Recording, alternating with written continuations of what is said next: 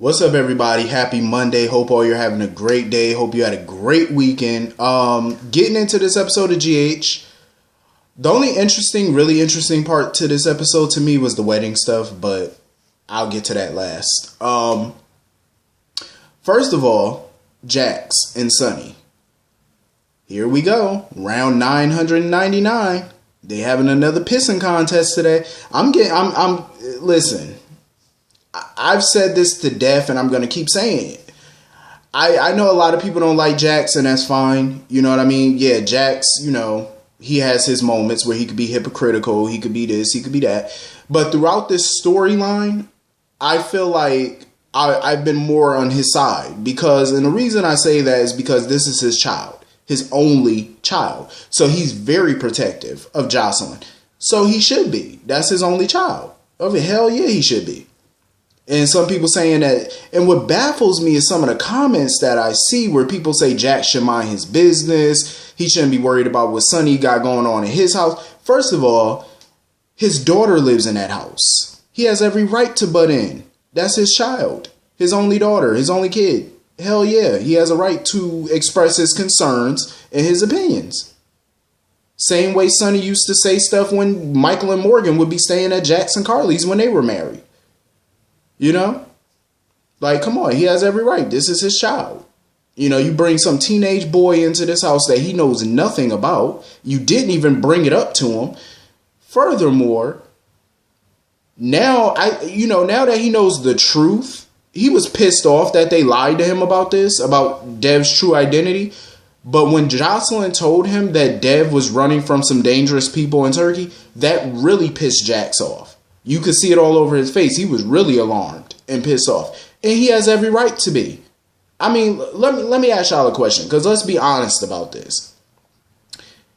If you found out later that your ex-spouse and their current spouse, whom your child lives in the home with, brought some teenager up in there, somebody you never met, you don't know him from a hill of beans, bring this kid into that home while your kid is still a teenager, brings another teenager in there that you don't know nothing about, you wouldn't be upset about that? You wouldn't be concerned? You wouldn't be inquisitive? You wouldn't want to know about this child that's going to be living in the same home as your kid? Of course you would want to know. Of course. Hell yes you would. Don't tell me that you wouldn't, because I would look at you with a side eye. You can't tell me you wouldn't. And then you find out that this boy is an illegal immigrant or whatever you want to call him. He ain't even here legally. He's not here legally. You forged IDs. You forged information to get him here. Like, you did all that, which is all illegal. You know what I mean? Then they got your child lying to you about it. You wouldn't be pissed off about any of that. Then you find out that the kid is running from some dangerous people in another country. That he basically got a target on his back.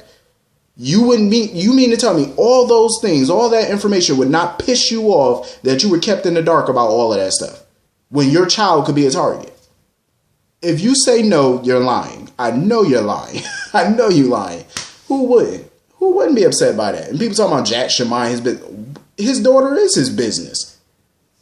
If it wasn't for Jocelyn, if Jocelyn was not in that home and she didn't live there and Sonny wasn't married to Carly or whatever, Jax wouldn't give a damn what Sonny does. He wouldn't care because it doesn't involve him.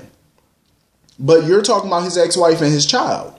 He know Carly's a big girl. She can take care of herself. But this is his daughter. He has every right to chime in on this and be pissed and question Sonny. And everything he said to Sonny was so true. Sonny is selfish. Because think about it. It was so funny because during this argument, Sonny tried to make it seem like him and Carly were a united front when it comes to Dev. He tried to make it seem like him and Carly were on the same page. Jax pulled his trump card. Jax bluffed him. He knew he was lying when it came to Carly. He knew he was lying because Jax said it. He was like, first of all, you're lying. You and Carly are not on the same page as this, because he knew it was Carly's idea to send the boy to boarding school. So obviously she's not 100% on board with Dev living in that house. She wasn't on board with Jocelyn lying to Jax. She did it for Sonny. Because Sonny kept badgering her and pushing her and, in order to pull this thing off. This was all Sonny's doing. So Jax knew he was lying about that. He knew damn well Carly wasn't on the same page as Sonny. He knew that. He ain't stupid. He's not dumb. He knew. And Sonny sitting there lying. But it was selfish of Sonny. Let me tell you something. I commend Sonny for wanting to help this boy. I really do. I commend him for wanting to do it. I just feel like he didn't take into account everybody else's feelings. He brushed past what everybody else felt. How Carly felt, how Jocelyn felt. He brushed past it. He didn't care. That's selfish. You know, he didn't take anybody's feelings into account at all. And Jax told him about himself, and I'm glad he did. Now, people could say whatever they want about Jax, but you can't tell me he wasn't right. Because as a parent, you would feel the same damn way when it comes to your child and their safety.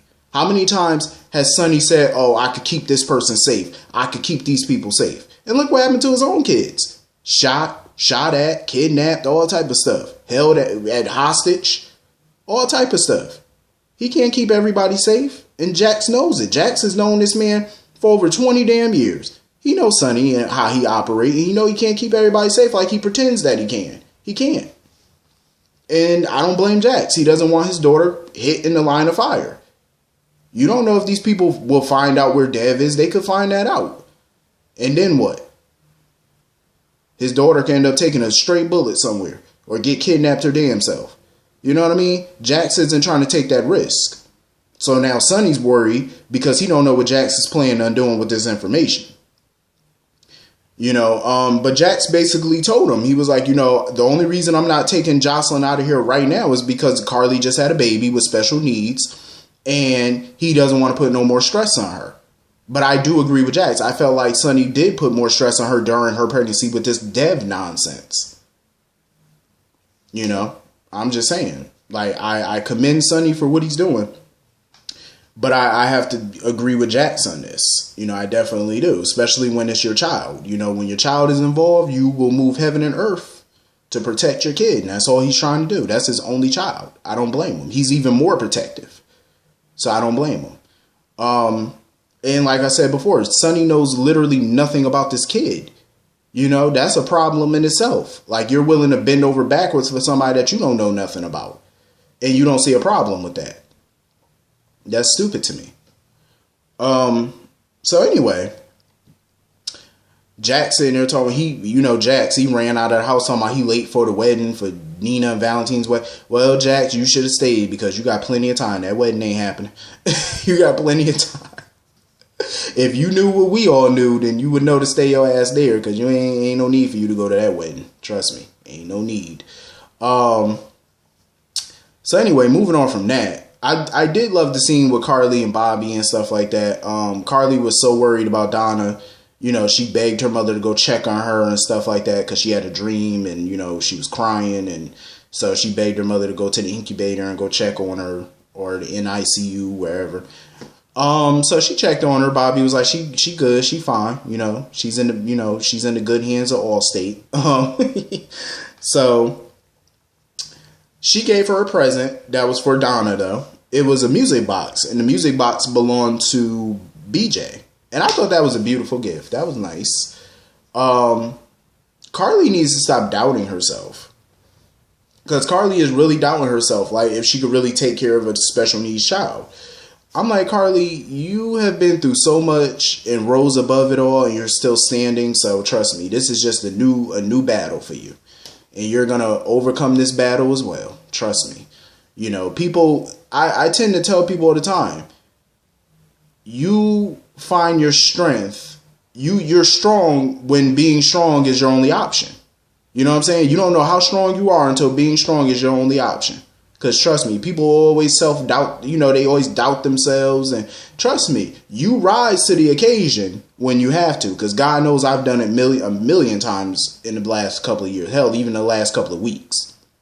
You don't know how strong you are until being strong is that only option that you got. That's the only choice you have. That's when you know how strong you are. You know what I mean? You got to take that doubt. We all get that second, you know, we all start second guessing ourselves sometimes. But you got to stop doing that. Because when you get pushed into a situation, that's when you know your true strength. And I think that's what's going to happen with Carly. You know, she keeps doubting her ability to take care of a special needs child. But like she told Sonny, they're fortunate. Her and Sonny are very lucky because they have resources and support that other people just don't have. You know what I mean? They have the money and all that people just don't got. That's what makes him, very lucky. And when she said that, my mind was going to charity.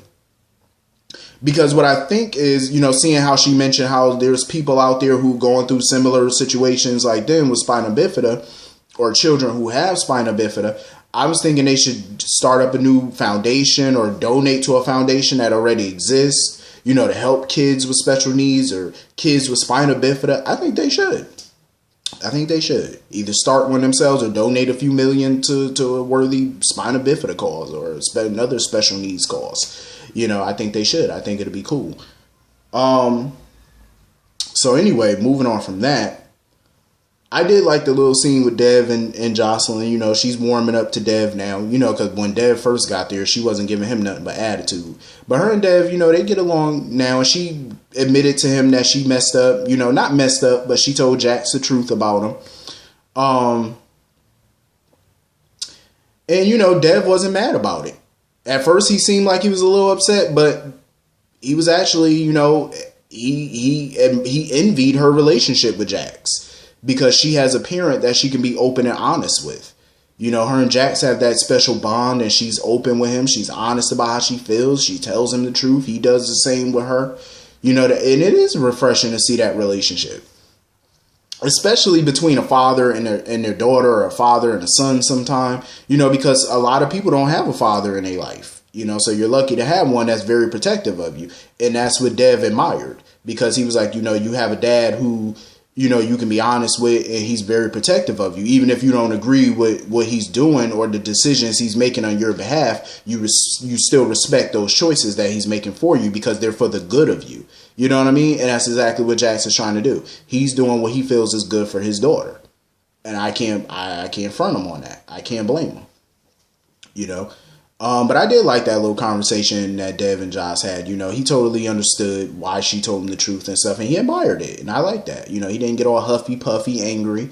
He respected her choice to tell her dad the truth, because that's the type of relationship they have. I thought it was cool. It was refreshing, because usually with scenes like that, they just go at each other and he'd be all angry and storm out. But I'm glad it was a different outcome. That was cool. So anyway, moving on from that, the Scooby Doo Gang, Jason, Sam, and Spinelli, are all putting their heads together to crack this case wide open. So now they're piecing together all this information, like the information they got from Dev and stuff about Peter being on the pier with a gym bag, and he was wearing a suit, so you didn't look like you were going to no gym. And even Jason said there is no gym by the pier. So now they know. So he know. And then they went to Spinelli and looked up his financial records, and they saw that he withdrew $35,000 the same night Sam and Dev and the baby were hostages of Shiloh. So they're putting all the pieces together. So far, they just got circumstantial evidence. They just got a hunch. They need actual concrete proof. And they found out that the number that he called the day of Shiloh's trial was to a burner phone. Now they're trying to find out where was that burner phone purchased, so they can get the surveillance of who purchased that phone. So they doing stuff that the police should be doing. I'm just saying. They're doing stuff the PCPD should be doing. But where is the PCPD? At a damn wedding. Jordan, the commissioner, at a wedding. When you got a case to solve. But in her mind, the case is already solved, because she thinks Sam is the guilty party. I'm like, okay. So anyway, they made the decision to keep this quiet from Maxie, which I totally understand, because they only have a hunch. And Jason doesn't want Spinelli or anybody saying nothing to Maxie when they don't have any concrete proof, because they know Maxie. She's going to bring it up to Peter. Peter's probably going to do something to cover his tracks even more, and Maxie's going to think that they're all haters and they're jealous and they're angry. You know how that go. So they don't want to come at her with half-ass evidence. They need concrete evidence, irrefutable evidence that not even she can deny. That's what they need. So Jason was smart on that when he was like, nope, do not tell Maxie. And Spinelli, he would love to tell Maxie the truth, but he had to agree with Jason on that. You can't go with half-ass evidence and think Maxie's going to listen to you. Can't do it. So they're getting closer and closer to solving this little case, which is cool. I love a good mystery. So anyway, moving on from that, we get to the wedding. This wedding is already starting out as a hot mess. First of all, let me just say this. Why is Dustin there? He there with his arm all around Lulu and stuff. Lulu, you moving too fast with this man. I thought the two of them was supposed to be just casual sex and that's it. That's all I thought this was friends with benefits, nothing serious. Like, you just got divorced. And you sitting at somebody's wedding all booed up with his arm around you. Lulu, you doing too much. But her facial expressions during the ceremony had me laughing my ass off. Like, Lulu she didn't come to play with these hoes. I'm going to tell you that right now. Lulu was giving me life this entire wedding. She did not come to play with these hoes. She did not. She said, nope, I'm going to tell the truth. And the only thing that stopped her was Charlotte. Because in the beginning, she wanted to tell the truth. And Nina and them, of course, didn't want to hear it. Even Maxie was trying to tell Lulu, like, Lulu, now ain't the time for your shenanigans. I know you hurting. You don't want to see Valentine happy, seeing as how you're not happy. I was like, Maxie, who said she wasn't happy? She's sleeping with a man, ain't she? Like, she ain't hurt. You know, she not that. I mean, of course she's upset about the divorce still, but she ain't that damn hurt that she would want to ruin somebody's day, even Valentine. But she got some hot gossip that she need to tell. So let her tell it. But Maxie, of course, got to keep interrupting. You know how Maxie do. Talk a mile a minute. Don't stop and don't let nobody talk. So they get into the ceremony. Nina and Valentine exchanging vows and stuff like that. And the whole time that they're exchanging vows, Lulu facial expressions, like, she just looked like she was boiling. Like, she just looked like she couldn't hold her peace no longer. Like, her facial expressions were hilarious. To the point where she just had enough of the BS, got up out her seat and was like, nope, this wedding can't continue. I got something to tell you. Valentine looked like he was about to shank her when she stood up and objected. He was mad as hell. He said, what is you doing? And, you know, they had to get Charlotte up out of there because they didn't want her to witness none of this. And, of course, after Charlotte left, that's when Nina went the hell off. She was like, you little stupid bitch. I said, okay. I was like, all right, Nina. Nina and I had enough. Nina said, you ain't about to ruin my good day, this blessed day. Well, it ain't going to be blessed for too much longer. Even Michael tried to get Lulu up out of there. Like, Valentine was telling her, you know what, leave my ceremony, leave my wedding, get out. You can't be happy, then leave. I don't want you here. Lulu was like, bitch, I'm not going nowhere. I'm not going nowhere till Nina hear what I got to say. And she tried to do it the dignified way on several occasions because she kept telling Nina, let's go talk in private. Nina was the one that wanted to do everything in public. Lulu kept warning her, I don't want to do this in front of everybody. I don't want to put your business out here in front of everybody. Just come with me. Let's go talk somewhere private real quick. Nina was like, no. We're going to talk right here. Just spit it out. Da-da-da-da. So Lulu was like, okay, Sasha's not your daughter. And she told her of the conversation she overheard between Obrecht and Sasha. And of course, Nina didn't believe it because they basically had 3 DNA tests that said otherwise. And she was like, well, I can't explain those DNA tests. She was like, all I can tell you is what I overheard. Nina was like, no, you overheard wrong. And Lulu, she even put it out there that Valentine probably tampered with them tests. She said, you know, Valentine probably has something to do with this too. She don't know. She don't know that for fact. But she had a suspicion Valentine had something to do with it. And, you know, Nina was like, you know what? Let's clear all of this up right now. She turned around and asked Sasha. She said, Sasha, can you please tell this damn woman that you're my daughter so she could shut up? She said, I just want to shut her up. So all I need is one word from you and we can move on with the ceremony. Sasha was looking like, I wish I could tell you she lying, but that's how her facial expression was. Sasha was looking like, I wish I could tell you she was lying, but she not. So, you know, when you ask somebody a question, a direct question, it's a yes or no question, basically. You don't need to put no detail into it. And you ask somebody a question, they still sitting there on mute. Now, when you stand there sitting there on mute, that means basically your answer is that that person is telling the truth. Because usually you would jump up real quick and say, no, you're lying, da-da-da-da. But the fact that she sat there the whole time on mute, I say, yep, she not lying. Nope, Lulu telling the truth. You can tell by the way somebody's sitting there on stuck. They sitting there just, that's how you know they ass is lying. That person sitting there telling the truth. Because this person here ain't got nothing to say. And usually when you ain't got nothing to say, that means that other person telling the truth and you're a fraud. And that's what it is. I was like, damn. I don't feel bad for Nina at all. I really don't. I kind of wish Michelle Stafford was still playing this out right now, because I would have loved to see her reaction to this. But Cynthia Watros, I think, will do a good job on it, I think. You know, I just wish it was Michelle, because she started in the role. But, yeah, that was pretty, the wedding to me was just everything about this episode that I loved. But I believe that was everything in this episode. Yep, that was everything in this episode. So hit the comment section and let me know what y'all thought about it. And I will see y'all all later. Have a great day. Peace.